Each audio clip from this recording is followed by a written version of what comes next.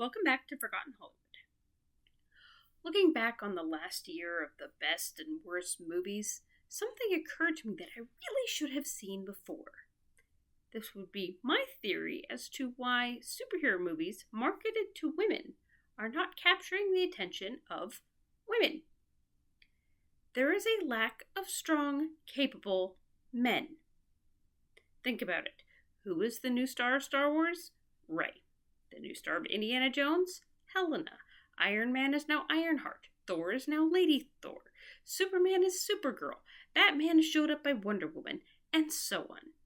Even the latest Disney animation features a strong female hero defeating a male ruler so that his wife can take over the kingdom.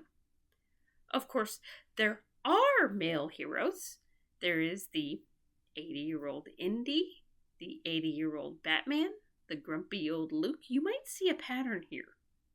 This even applies to Aquaman starring Jason Momoa. Not that he's old, but he has been changed. I'm talking about a character that was strong and capable, but then they spent the last few cameos in other DCEU movies showing him as a drunk buffoon. Generally speaking, drunk buffoon doesn't come across as attractive. They did the same to Thor, taking him from a fierce warrior willing to sacrifice himself to save strangers to a fat hippie who walked away from a fight because it didn't make him feel good. They did the same thing to Flash with the alternate Barry, the same thing to Hulk when they sidelined him in the Age of Ultron because he didn't like transforming and the team didn't want to hurt his feelings by making him do it.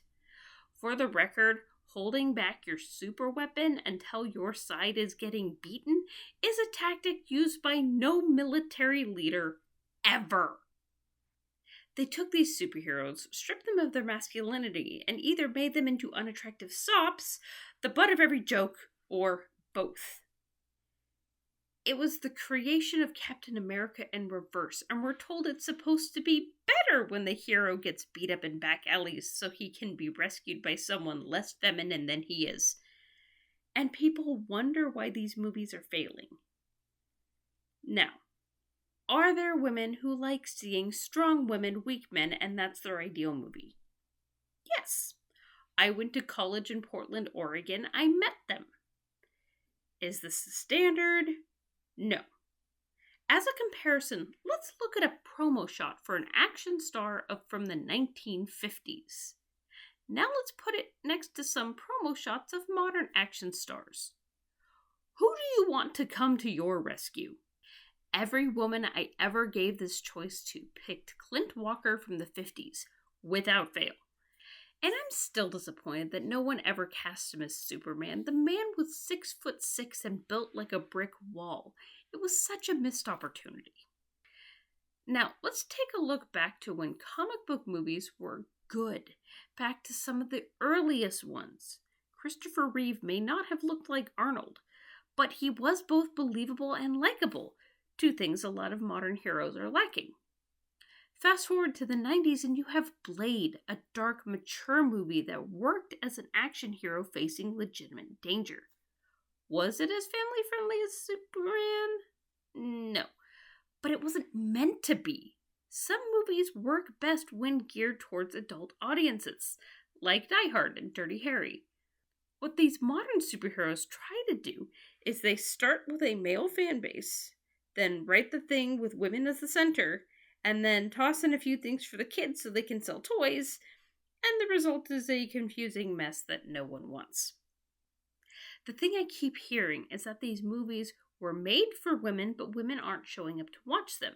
The only reason I have heard as to why this is because the fan base wasn't for women to start with.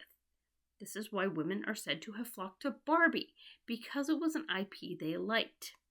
Yes, there was a nostalgia factor, but I think there was another reason women enjoyed Barbie that people might be overlooking. It's the same reason women used to go to superhero movies. Most women like seeing attractive men. It also helps when said attractive men are charming, capable, heroic, and chivalrous. Strong women are great, but most of us didn't watch Captain America for Peggy Carter or Man of Steel for Lois Lane.